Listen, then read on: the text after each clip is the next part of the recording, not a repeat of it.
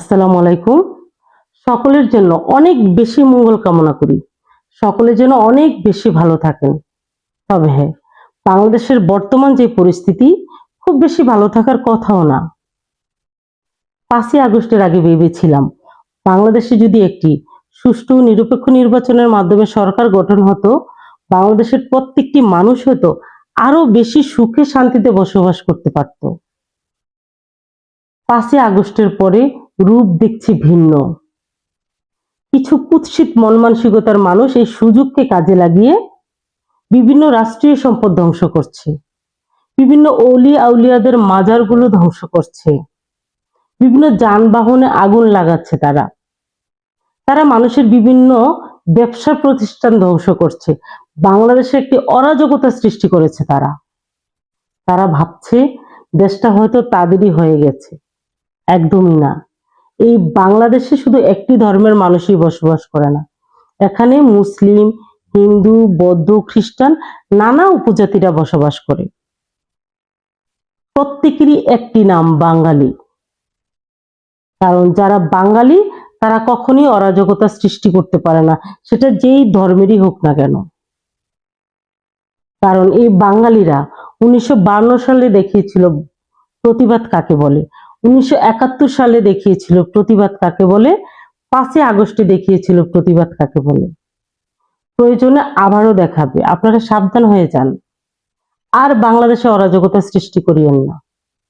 আমরা আশায় আছি এই বাংলাদেশ একদিন সোনার বাংলাদেশে পরিণত হবে। এখানে প্রত্যেকটা মানুষ শান্তিপূর্ণভাবে বসবাস করতে পারবে।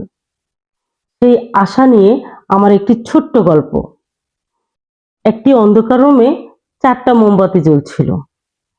প্রথম মোমবাতিটির নাম হচ্ছে শান্তি, দ্বিতীয় মোমবাতিটির নাম হচ্ছে বিশ্বাস, তৃতীয় মোমবাতিটির নাম হচ্ছে ভালোবাসা, চতুর্থ মোমবাতিটির নাম হচ্ছে আশা। হঠাৎ করে শান্তি নামক মোমবাতিটি নিভে গেল। তখন বিশ্বাস নামক মোমবাতিটি বলল যে শান্তি যেহেতু চলে গেছে আমিও চলে যাই। তখন বিশ্বাস নামক মোমবাতিটিও নিভে গেল। তখন ভালোবাসা নামক মোমবাতিটি বলল শান্তিও চলে গেল, বিশ্বাসও চলে গেল, আমি আর থেকে কি করব, আমিও চলে যাই। রইল হচ্ছে আশা নামক মোমবাতিটি। সে নিবু নিবু করে জ্বলছিল। ওই মুহূর্তে একটি শিশু ওই রুমে প্রবেশ করে চিৎকার করে বলতে শুরু করলো যে রুম তো অন্ধকার হয়ে গেছে, তোমরা নিভে গেলে কেন? তখন আশা নামক মোমবাতিটি বলল, তুমি ভয় পেও না, আমি আছি তো। তুমি চাইলে আমাকে দিয়ে বাকি 3টা মোমবাতি জ্বালিয়ে ফেলতে পারো।